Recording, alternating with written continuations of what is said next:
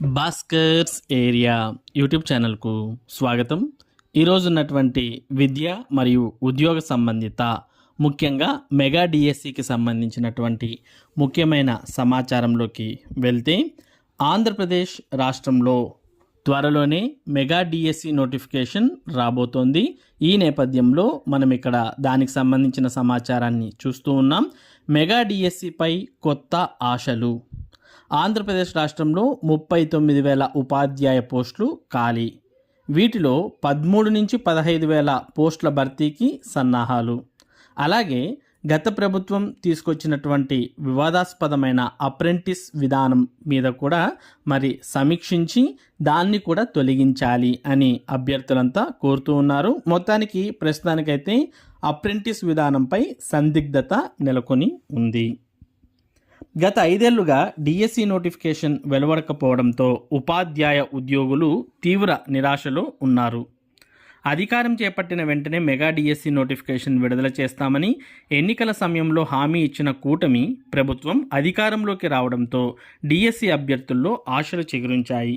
ముఖ్యమంత్రిగా చంద్రబాబు నాయుడు ప్రమాణ స్వీకారం చేయనుండడంతో ఇప్పటికే చాలా కాలంగా జాప్యం జరుగుతున్న డిఎస్సి ఫైళ్లపైన తొలి సంతకం చేస్తారని అందరూ భావిస్తున్నారు. గత ప్రభుత్వం 6,100 పోస్టులకు గాను నోటిఫికేషన్ విడుదల చేసింది. ఆ నోటిఫికేషన్ను రద్దు చేస్తూ తాజాగా నోటిఫికేషన్ విడుదల చేయనున్నట్టు తెలుస్తున్నది.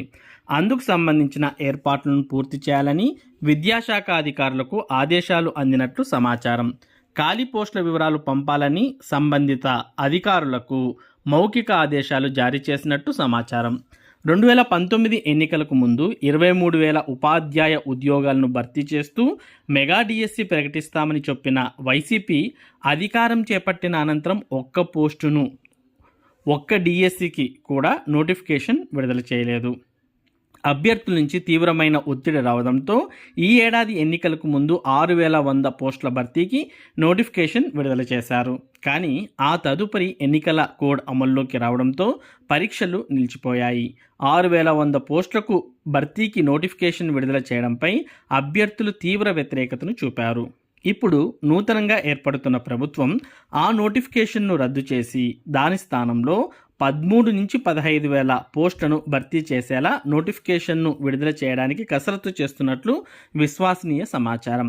పురపాలక స్కూల్స్లో సుమారుగా 2,300 పోస్టులు ఖాళీలు ఉండగా 2022లో విద్యా వాలంటీర్లను ఇచ్చారు. కానీ గత ప్రభుత్వం ఇచ్చిన 6,100 ఖాళీలలో పురపాలక స్కూల్స్లో 360 ఖాళీలు చూపడంపై మున్సిపల్ స్కూల్స్ ఉపాధ్యాయులు వ్యతిరేకత చూపారు. ఇప్పుడు పోస్టుల సంఖ్య పెరగనుండడంతో 360తో పాటు అదనంగా పోస్టులను చూపాలని మున్సిపల్ ఉపాధ్యాయులు కోరుతున్నారు. గత ప్రభుత్వం కేవలం 6,100 పోస్టులను మాత్రమే గత డిఎస్సి నోటిఫికేషన్లో పేర్కొనడం జరిగింది. ఇప్పుడు రాబోయే ప్రభుత్వం అయితే 13 నుంచి 15,000 పోస్టులను భర్తీ చేసే అవకాశం ఉందని అంతా భావిస్తున్నారు. కాకపోతే ఆంధ్రప్రదేశ్ రాష్ట్రంలో దాదాపుగా 39,000 ఉపాధ్యాయ పోస్టులు ఖాళీగా ఉన్నాయని గత కేంద్ర ప్రభుత్వ గణాంకాల ప్రకారం మనకు తెలుస్తుంది. ఇక పాత నోటిఫికేషన్ను రద్దు చేసి కొత్త నోటిఫికేషన్ ఇవ్వాలి అనే ఆలోచనలో ప్రస్తుతం ఏర్పడబోయే ప్రభుత్వం ఉన్నట్టు మనకు తెలుస్తోంది. దానికి సంబంధించిన సమాచారాన్ని కూడా మనం ఇక్కడ చూస్తూ ఉన్నాం. పాత నోటిఫికేషన్లో 6,100 పోస్టులు ఉన్నాయి. అందులో ఎస్జిటి పోస్టులు 2,280, school assistant 2,299, TGT 1,264, PGT principal పోస్టులు 215 ఉన్నాయి. వీటికి సుమారు 3.30 లక్షల మంది అభ్యర్థులు దరఖాస్తు చేసుకున్నారు. వీరికి మార్చి 30 నుంచి ఏప్రిల్ 30 వరకు పరీక్షలు జరగాల్సి ఉంది. అయితే ఎన్నికల కోడ్ అమల్లోకి రావడంతో ఈ పరీక్షలు జరగలేదు. ఎన్నికల కోడ్ పూర్తి అయిన తర్వాత పరీక్షలు నిర్వహించాలని ఈసీ పేర్కొనడంతో డిఎస్సి పరీక్షలకు బ్రేక్ పడింది. దీంతో పాటు ఉపాధ్యాయత పరీక్ష అనగా ఏపీ టెట్ను కూడా నిర్వహించారు.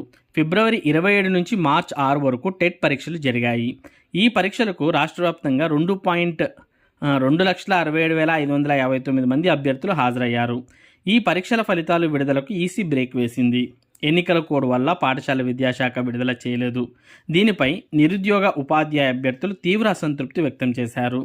తాజాగా గతంలో విడుదల చేసిన నోటిఫికేషన్కు కనీసం రెట్టింపు సంఖ్యలో పోస్టులను భర్తీ చేసేలా నోటిఫికేషన్ విడుదల చేయాలని నూతన ప్రభుత్వం భావిస్తోంది. ఈ మేరకు అధికారులకు ఇప్పటికే తగు సూచనలతో ఆదేశాలను జారీ చేసింది. ఇక అప్రెంటిస్ విధానంపై సందిగ్ధత.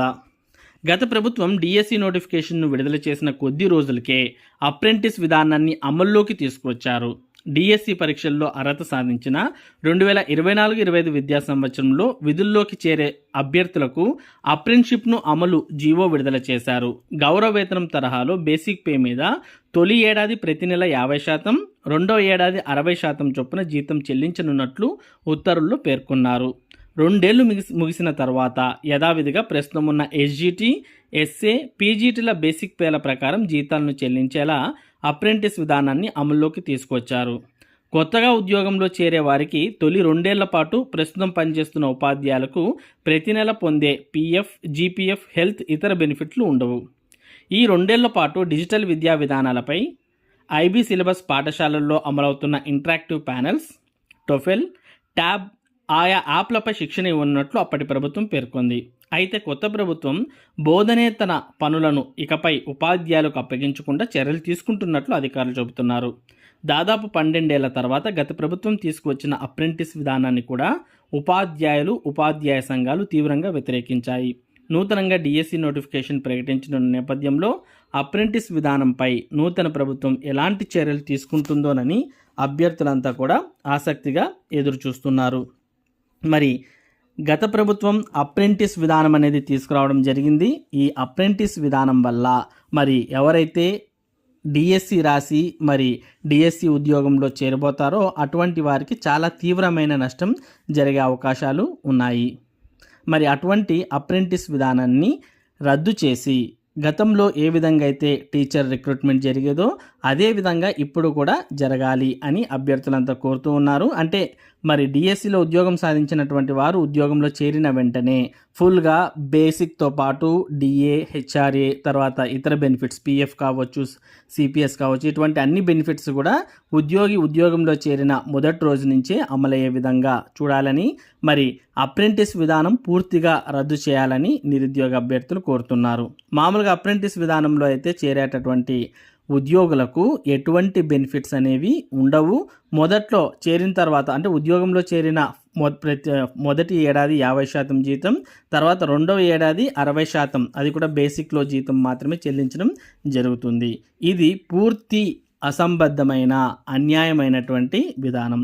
మరి ఈ విధానం పూర్తిగా రద్దు చేసి మరి అభ్యర్థులకు దాదాపు మరి ఎన్ని పోస్టులు వీలైతే అన్ని ఎక్కువ పోస్టులతో మెగా డిఎస్సి నోటిఫికేషన్ ఇవ్వాలని మరి అభ్యర్థులంతా కూడా కోరుతూ ఉన్నారు. మరి రేపు ముఖ్యమంత్రిగా చంద్రబాబు నాయుడు గారు ప్రమాణం స్వీకారం చేసిన తర్వాత మొదటి సంతకాన్నే మెగా డిఎస్సి నోటిఫికేషన్ మీద చేయబోతున్నారు.